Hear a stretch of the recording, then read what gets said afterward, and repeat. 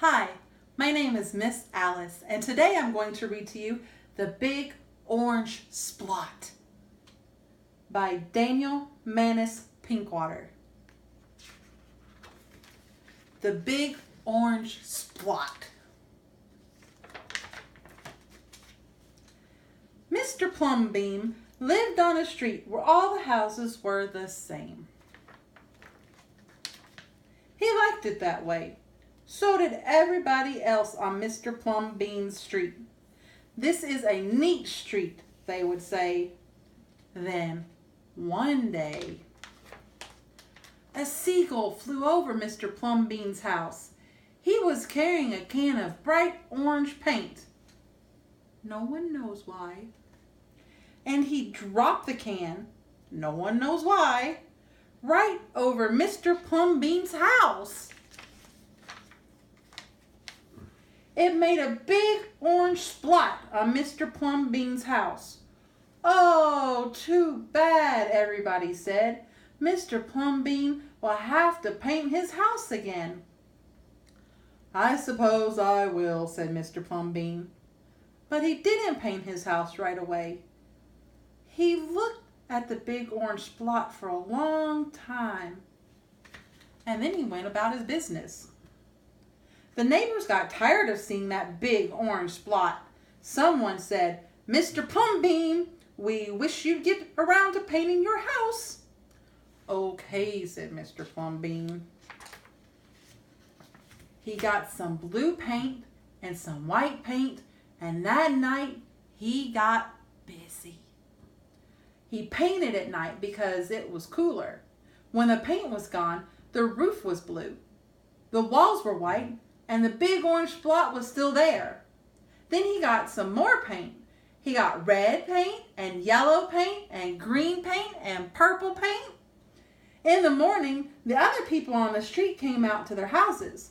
Their houses were all the same. Mr. Plumbeam's house was like a rainbow. It was like a jungle. It was like an explosion.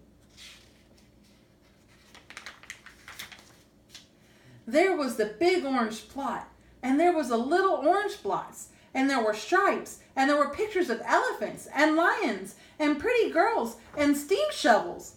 The people said Plumbeam has popped his cork, flipped his wig, blown his stack, and dropped his stopper. They went away muttering. That day, Mr. Plumbeam brought a carpenter's tools. That night, he built a tower on top of his roof, and he painted a clock on the tower. The next day, the people said, Plumbeam has gushed his mush, he's lost his marbles, and he's slipped his hawser. They decided they would pretend not to notice. That very night, Mr. Plumbeam got a truck full of green things. He planted palm trees, baobab thorn bushes, onions, and frangipani. In the morning, he brought a hammock and an alligator.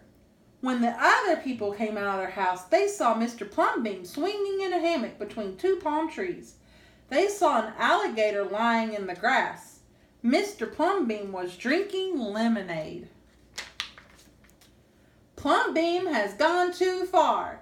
This used to be a neat street. Plumbeam, what have you done to your house? The people shouted. My house is me, and I am it.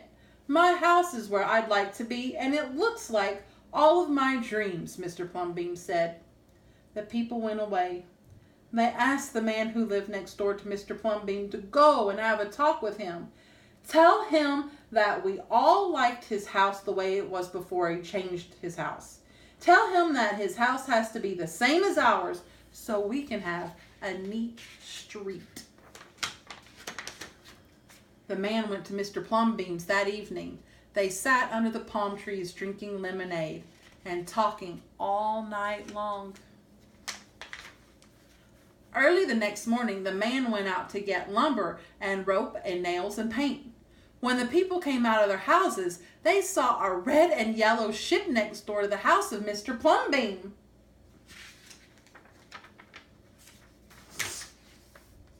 What have you done to your house? They shouted at the man. My house is me, and I am it. My house is where I like to be, and it looks like all my dreams, said the man who had always loved ships. He's just like Mr. Plumbeam, the people said. He's got bees in his bonnet, bats in his belfry, and knots in his noodle. Then, one by one, they went to see Mr. Plumbeam.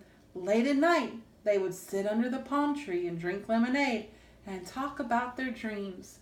And whenever anybody visited Mr. Plumbeam's house, the very next day, that person would set about changing his own house to fit his dreams.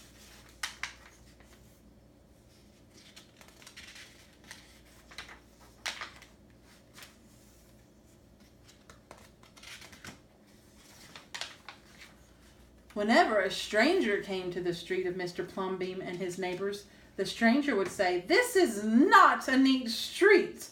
Then all the people would say, "Our street is us and we are it. Our street is where we like it to be, and it looks like all of our dreams." That was the Big Orange Splot. Thank you for joining me, Miss Alice.